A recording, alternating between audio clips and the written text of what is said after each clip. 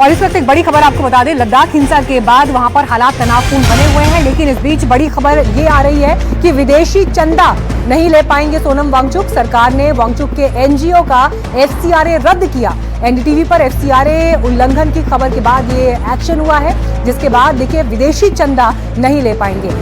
आपको बता दें, लद्दाख हिंसा के बाद से हालात वहां तनावपूर्ण बने हुए हैं। अब तक 4 लोगों की वहां पर मौत हो चुकी है, जबकि 50 से ज्यादा लोगों को गिरफ्तार किया गया है। और इस बीच सोनम वांगचुक के एनजीओ पर ये बड़ा एक्शन सरकार की तरफ से दिखाई दे रहा है, जहां पर एफसीआरए उल्लंघन को लेकर सरकार ने एक्शन लिया है और अब विदेशी चंदा उनका एनजीओ नहीं ले पाएगा।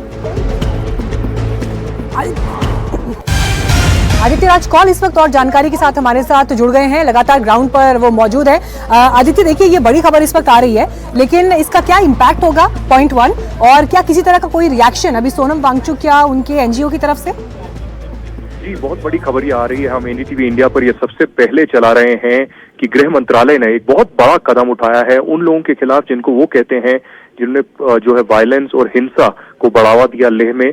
और अब जो है 5 पेज का एक डॉक्यूमेंट हमारे पास आया है गृह मंत्रालय से, जिसमें एफसीआरए लाइसेंस जो है, एफसीआरए का जो रजिस्ट्रेशन सर्टिफिकेट है सोनम वांगचुक का, वो कैंसिल कर दिया गया है। गृह मंत्रालय ने ये बहुत बड़ा कदम अब लिया है क्योंकि जो है बहुत ज्यादा हिंसा हो गई थी, 4 लोगों की मृत्यु भी हुई और 90 से ज्यादा लोग जो है घायल हुए, हताहत हुए। इसका डायरेक्ट असर ये होगा कि जो फॉरेन से चंदा आता है सोनम वांगचुक के लिए, वो नहीं ले पाएंगे और इनके बैंक भी हैं जो है मॉनिटर किए जाएंगे कि इनको पैसा कहां से आता था और किस चीज के लिए जो है ये इस्तेमाल करते थे। बहुत सारे उल्लंघनों का इस 5 पेज के ऑर्डर में उल्लेख किया गया है, जिसमें कहा गया है कि 2021 और 22 से ही सोनम वांगचुक जो है पैसे इकट्ठा कर रहे थे, लेकिन जो सेक्शन 17 है एफसीआरए एक्ट का, उसका वायलेशन उन्होंने किया है। और भी बहुत सारे चीजों का जिक्र किया गया है जो कि 17 एक्ट का बहुत बड़ा एक उल्लंघन है। इसीलिए अब ये कदम उठाया गया है। आगे क्या सोनम वांगचुक की गिरफ्तारी होगी, क्या पीएसए उनके खिलाफ लगाया जाएगा,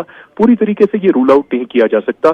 तो हो सकता है कि गृह मंत्रालय आगे भी जो है सोनम वांगचुक के खिलाफ और कठिन कदम और इस पर नजर आगे बनी रहेगी। शुक्रिया आदित्य इस जानकारी के लिए आपका। आपसे अपडेट्स हम आगे भी लेते रहेंगे।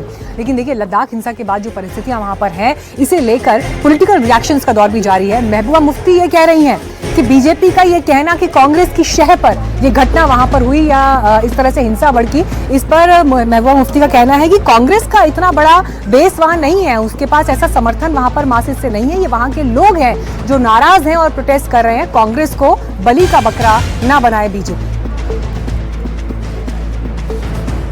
जम्मू कश्मीर में जो उन्होंने 2019 के बाद पॉलिसी अपनाई, वो फेल हो रही है, टोटली फेल हो रही है। पूरी मुल्क के अंदर नहीं, पूरी इंटरनेशनल लेवल पे एक्सपोज हो रहे हैं लोग। ये इनकी जो पॉलिसी एक्सपोज हो रही है, तो इसलिए अपनी जो खामियां, अपने फेलियर्स को छुपाने के लिए किसी न किसी को तो स्केपगोट बनाना ही है।